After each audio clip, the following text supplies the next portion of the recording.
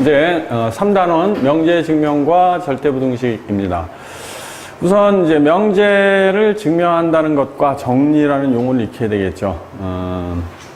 명제 P면 Q다가 있을 때 P로부터 Q라는 사실이 참임을 서술하는 과정, 명제가 참 또는 거짓임을 논리적으로 밝히는 과정을 우리는 증명한다라고 합니다. 그래서 얻어진 기본이 되는 명제들을 이제 정리라고 해요. 기본이 어디까지냐 하는 문제인데, 새로운 사실들이 정리가 되면, 밝혀지면 그것을 이제 정리라고 이름을 붙이는 게 수학자들이 하는 일이에요. 그래서 이제 기본이란 말에 너무 신경 쓰지 말고, 정리와 구별돼야 될 것은 이제 정의라는 거죠. 용어의 뜻을 밝힌 것, 정의냐 정리냐는 것은 구별을 할 수 있어야 되겠죠. 그러려면 이제 정의, 용어의 뜻이라는 것을 정확히 정리를 좀 해둬야 돼. 새로운 용어들이 나올 때. 자, 그래서 명제 증명 방법에 대해서 얘기를 해보는데, 명제 증명 방법 크게 두 가지로 얘기를 할 수 있죠.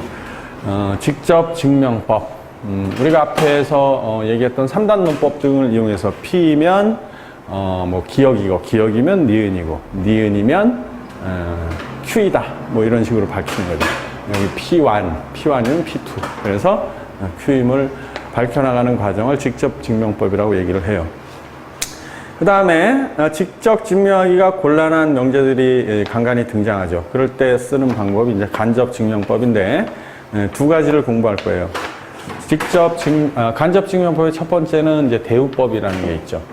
우리가 P면 Q라는 명제가 있을 때, P면 Q에다가 증명하기가 곤란한 경우에 이것과 동치인 대우 명제를 사용을 하면 not Q이면 not P다를 증명하면 되겠지. 그래서 이렇게 명제를 바꿔놓고 대우가 참임을 증명하는 방법을 대우법이라고 얘기를 해요. 그 다음에 간접 증명하는 방법에 이제 우리가 흔히 쓰는 귀류법이라고 하는 게 있는데, 귀류법이라는 것은 not Q이면 not P다가 참이니까 P면 Q다를 증명을 할 때 결론을 부정을 하면 not Q죠. 그죠? 결론을 부정함으로 해서 그것으로부터 어떤 모순을 이끌어내요. 그러면 거짓이 되는 거죠. 그래서 여기 정리한 내용이 뭐야? 명제 P면 Q다의 부정. 저것을 부정을 하면 P이고 not Q가 된다고 그랬죠. 우리가 앞에서 P이면 Q이다의 진리집합은 진리집합 P와 진리집합 Q가 있을 때 P의 여집합 합 Q집합이 참이라고 그랬죠. 그죠?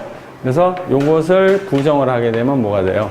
이것이 P이고 Q가 아니다니까 요것을 P이고 not Q라는 게 거짓임을 보이면 원래 이렇게 참이 된다라는 사실이에요. 이해하셨어요?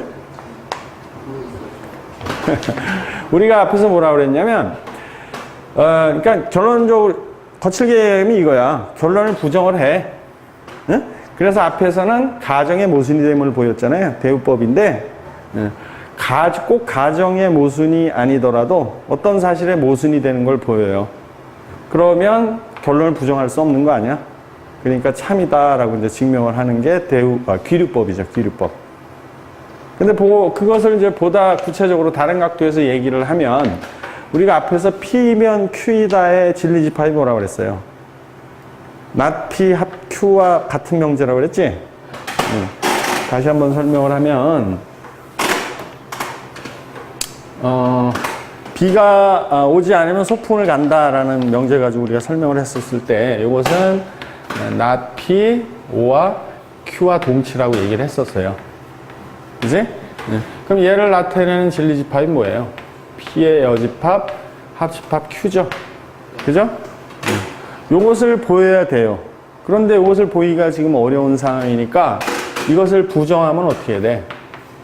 P의 여집합, 합집합, Q의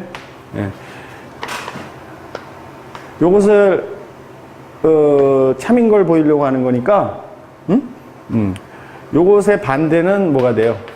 P 교집합 Q의 여집합이 되잖아. 그죠? 어떤 조건을 만족하는 X가 여기 있다는 얘기는 뭐예요? 그 X가 여기에 있지 않으니까 이 명제가 거짓임을 보이는 거다. 그 얘기죠.